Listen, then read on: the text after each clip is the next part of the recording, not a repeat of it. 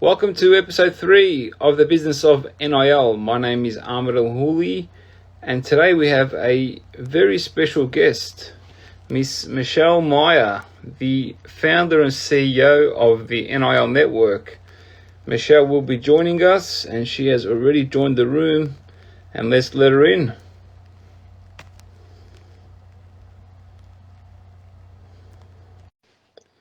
Here we go. Michelle is just joining us. Michelle, Hello there. How are you? how you doing? Welcome to the show. How's things? Thank you. Things are good. Beautiful Sunday, but like most days, spent thinking about all things NIL in this space now that moves so quickly.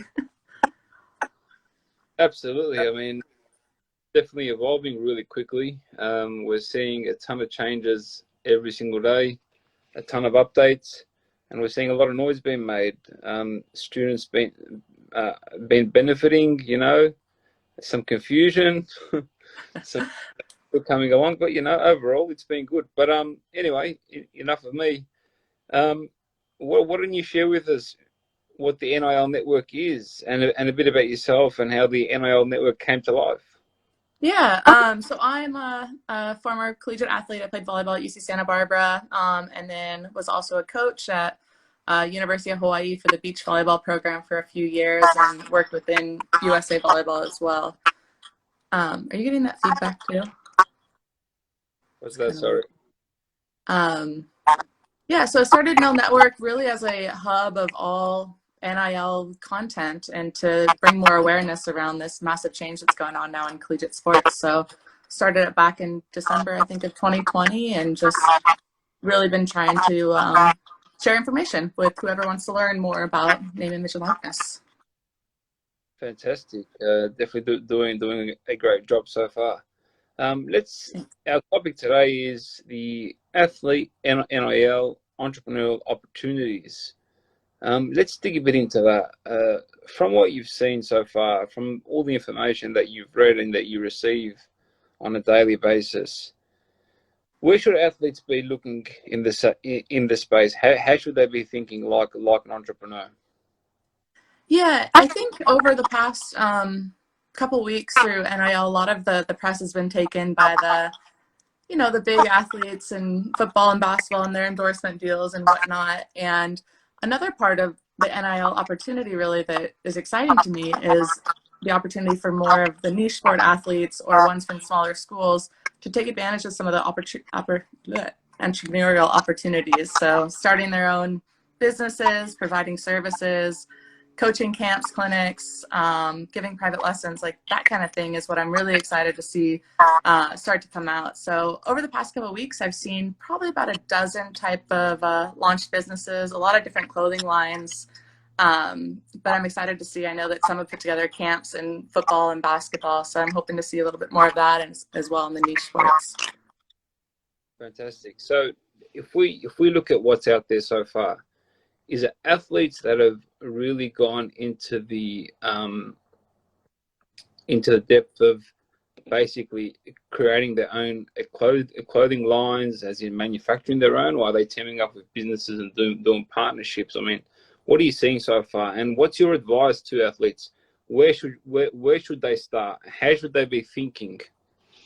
Yeah, I think that I've seen kind of a lot of both, a mixture where it's been either, athletes saying, hey, check out my clothing line, and they're partnered with another business. It's really, I'm sure that they worked with that on the branding, the logo, and what they're offering. But, the third party is really hosting that on their website and whatnot. And then there's a few other clothing lines. Like I think the track and field kids out of Kansas, a brother duo, launched they have a vintage clothing line, which seems like they're handling kind of all aspects of that as their own business, which is really cool to see. Some of the other ones I think I've seen, I think there was a singer-songwriter that had to kind of perform under a different name because he was kind of afraid of the repercussions from the NCAA. So now he can come out and say that he is, performing. And it's sort of different things that are so different from their sport and who they are as an athlete. But previous to NIL changes, they had to get an exemption from the NCAA to be able to pursue those opportunities, and those weren't always granted. So it's cool for them to be able to finally you know, the outside kind of hobbies. Like I think Chloe Mitchell from who was one of the first college athletes and NIL volleyball player to monetize her NIL. You know, she was building I think like sheds during COVID and really took off on TikTok. And those things are something now that athletes can embrace and get after without worrying about the repercussions of the effects on their eligibility, which is cool. Absolutely. In terms of mentality, in terms of the thinking, in terms of the strategic approach for these athletes, what would you say is the best place to start? Yeah, that was definitely, we all know that, you know, college athletes are already so busy with being full-time students and being full-time athletes, and to take on running a whole new entity in business, what does that really look like from a time management perspective?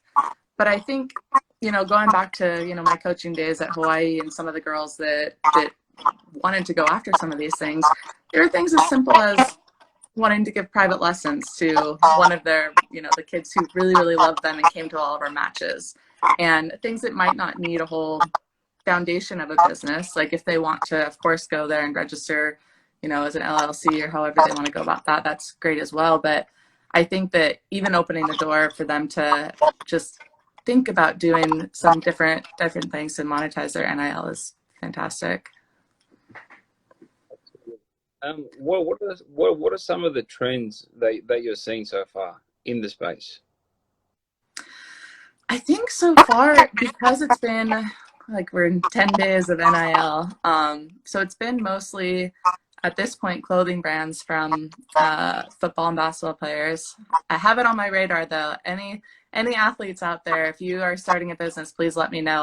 I've dedicated a page on my website to just trying to promote the different entities out there, and especially female athletes, because I haven't seen enough of those businesses come out yet. So the clothing companies, I saw one that was really interesting, a cryptocurrency, which I haven't looked into too much, but or I couldn't find that much information on it. That was Armando out of UNC, North Carolina. So that was an interesting one. And I think, yeah, mostly clothing. There was another kid from Tennessee football who actually was a CEO of a company before NIL passed. He must have got the exemption from the NCAA, and he started kind of a consulting business working with current athletes on how to start their businesses. So I think that was another cool opportunity there. Intelligent.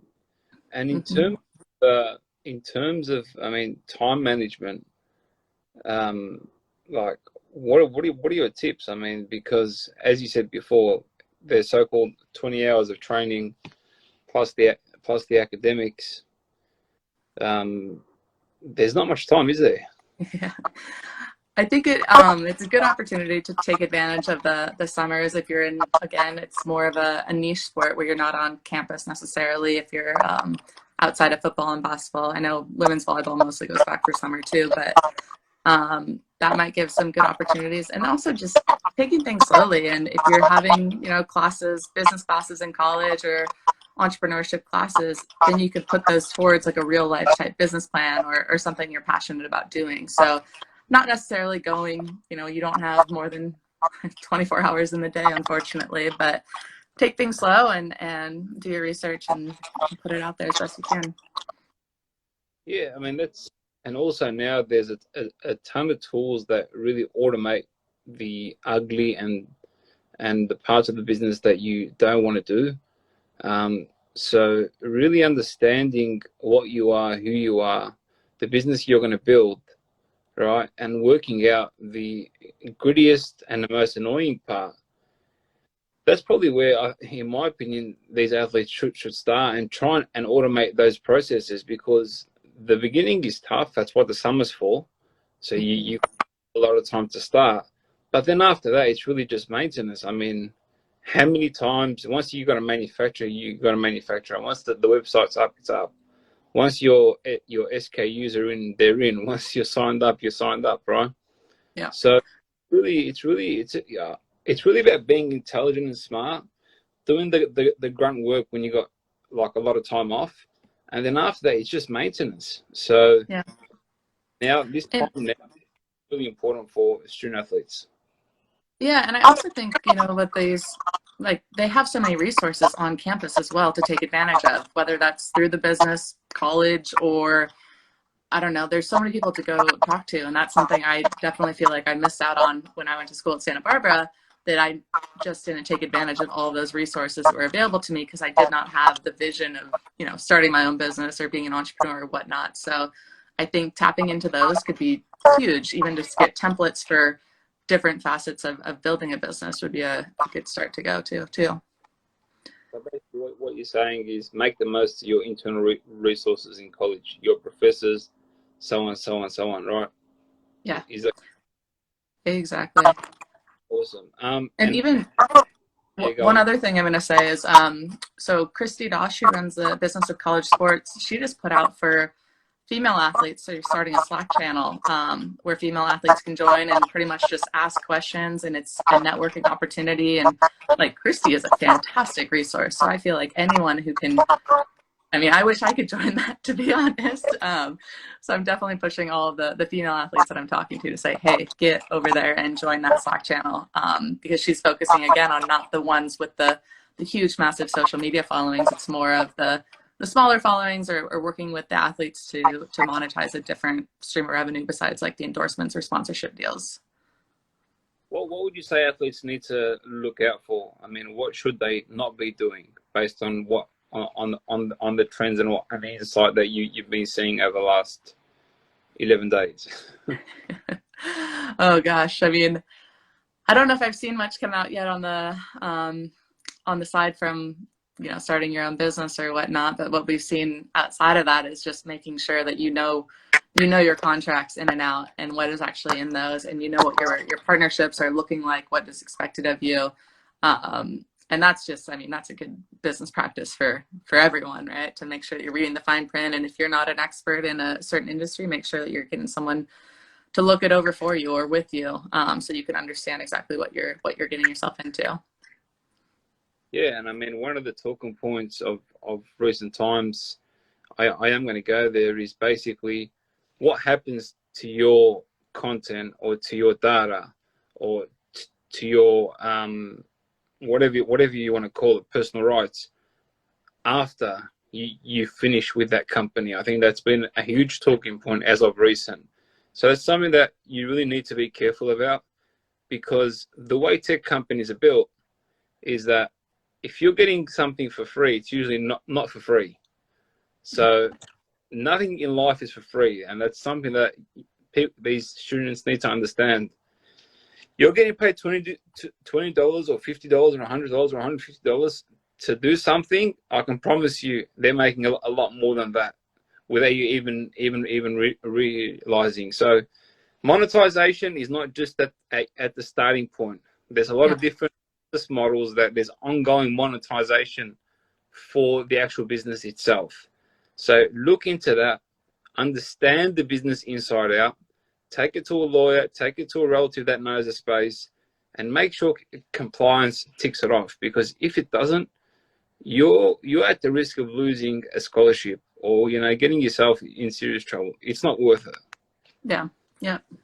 Add to that. Definitely. Yeah, and one other thing I was going to say, just in terms of the business side of NIL and starting being an entrepreneur and whatnot, is such a, in my eyes, such a great opportunity for the athletes to really learn a lot of other just life skills that they'll carry forward in business, or even if they end up not being a business owner once they graduate or whatnot. Putting that on a resume and bringing those skills to whatever career path you're going to go down, in my mind at least, is so much more, that's, I don't know, substance, I guess, than just putting up like, hey, here am I using the sunscreen, I love it, and then posting on social media. Like, you really kind of get in the weeds a bit and learn a lot. And I mean, I guess I'm talking also from my personal experience of doing this now for last 7 months or so. But yeah, like the learning opportunities, and pushing yourself to kind of get out of your comfort zone, I think is a great opportunity for the athletes to get into. Absolutely. And before we move on to our next point, how do athletes sign up to appear on your like your directory, basically? Like, where do they go to Yeah, sign up? they can either shoot me a DM on Instagram. this one, NIL Network, or shoot me an email, michelle@nilnetwork.com. And really all I need is a logo and then any links to a website or social media kind of channels that you have. And I've got it live right now. I think I've only got a couple athletes up there. So it's definitely a working document that's going to, or working page that's going to continue growing. I mean, we all start somewhere, and it's important that we do start. The whole industry is 11 days old. So I know. But in terms of being an entrepreneur, in terms of building a business, the one thing that I'm not seeing really being put out there enough is student athletes. We're living through history. We're living through a revolution here, right? You need to understand that this business can be taken past college, even if you don't play in the pro ranks. So it's really important that you sit down and you jot down some strategic goals. Actually write like a mini business plan. I call it nowadays like an action plan. Sit down, think it out. It's not about the 50 or the 100 or the 150 or the 500. It's about the 100 or the 150K, 200K, 250K. How does this develop into a business after college? That's the real. Yeah. Yeah, totally agree. And I mean, just from my, again, I'll go back to my coaching experience and the girls I coached at University of Hawaii, like some of them have started businesses post-college that I know would have loved to start that and start building a foundation of what they're doing while still in college. And now, I mean, they're off and they're doing it. They're running, some are running, volleyball clubs and whatnot. But I think you're totally right. In building an actual action plan and taking steps towards, okay, even if I'm going to graduate next year in 2 years, is this something that I want to do post college? Or obviously you're not committed and tied to that necessarily, and it could change once you graduate or whatnot. But I think having that vision and really setting forward even a 5-year plan is a great start. Absolutely. All right, awesome. We have a question. Let me just quickly pop it up. The question was, who is the Tennessee football player with the consulting? Grant Frickling. GFT Enterprises is his Instagram account. There you go. Awesome. All right, Michelle. Thank you very much. You've been amazing. Shared a ton of insight with us. Before we let you go, any parting advice? I think I'm just really looking forward to seeing more stories about the businesses that come out, because I feel that athletes have such a great foundation to be entrepreneurs, and they have some of those qualities that I think make really successful business owners. So I know that a lot of the headlines have been grabbed so far by the big time endorsement deals or the bigger programs, but I'm looking forward to seeing some of those stories come out. And again, if you're an athlete and you're looking to start something or you've started something, please send me an email. I'd love to hear about it. Absolutely. Thank you very much, Michelle, once again for joining me on the business of NIL. Take care. Thank you. Have a good night.